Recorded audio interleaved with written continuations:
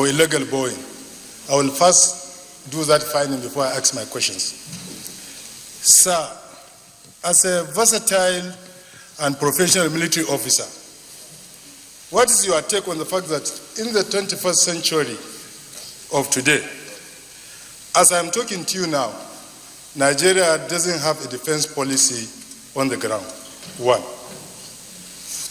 Secondly, as a former PSO to the Chief of Defense Staff, as a former Chief of Army Staff,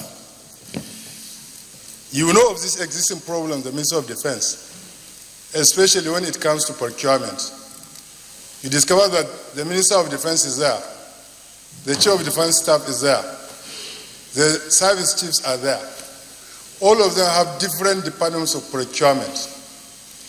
Using the problem we're having from Alex Bada when he spoke about issue of procurement, what will you do if you are appointed the Minister of Defense to ensure that the issue of procurement is sanitized? Thirdly, sir, I come from the Northeast region, ravaged by poverty, ravaged by war, ravaged by weather. We have young men and women there that are sacrificing their lives. That is in terms of the members of the armed forces. If you look at the Army regulation now, it says that it is only when you spend 10 years in the Army, you become entitled for gratuity or for pension. We are churning out these soldiers from the depot. We are churning them out from the Defense Academy. By accident, some of them are sent to fight the insurgents, and they are killed. And you discover that if you are following the rules, they are not entitled to anything. If you are made the Minister of Defense, what will you do, sir, to ensure that some of these things are addressed?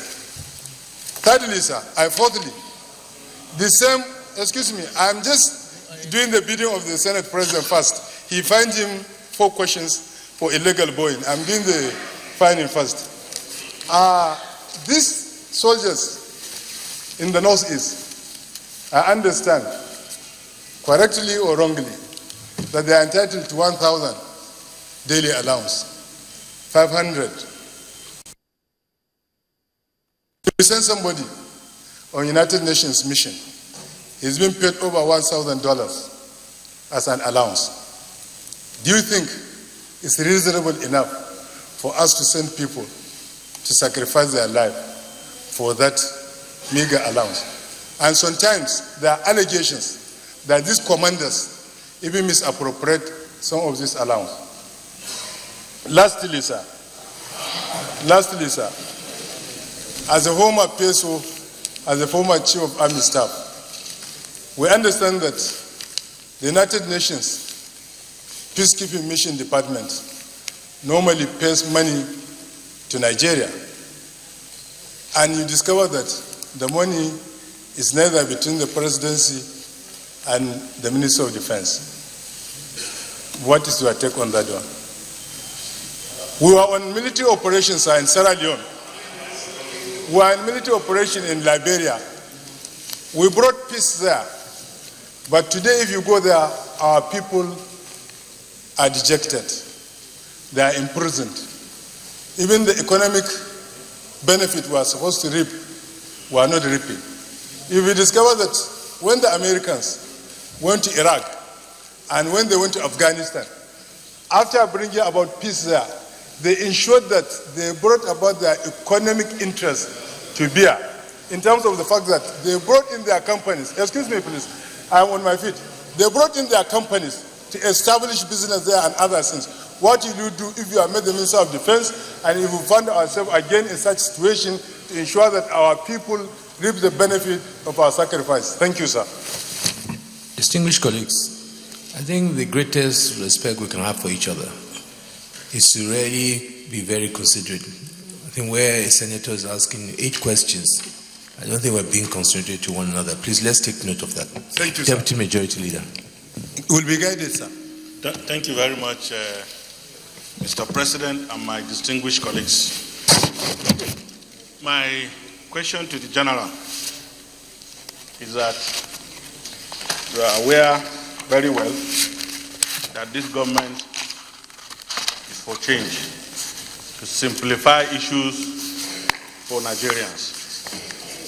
We have had a problem in the past where the subtle incursion of our armed forces into politics became an embarrassment to this country. Maybe to be specific, High Command of the Nigerian Army will come out and describe a general and say that he does not have certificate. We have had situations where top command in the Air Force will refuse landing permit even to a person who has served as a general in this country, simply because of politics. Assuming that you become the Chief of Defense Staff, in furtherance, Chief Minister for Defense, sorry, Minister for Defense, in pursuance of the change mantra of the APC, do you guarantee the Senate that such ugly occurrences will never occur under your watch? The second question, simple, is the issue of declining regimentation in the Army, which is seriously affecting command and control, and which I know you are aware. What do you intend to do to restore this unfortunate situation? Thank you. General Danbazau, I think take these questions. Thank you, sir. Okay. Let me take the issue of defense policy. I think there is defense policy because a couple of months back, I was contacted by the office of the Minister of Defense that there was going to be a review of our defense policy. And they wanted me to be part of those who will contribute. And there was a committee that went round the country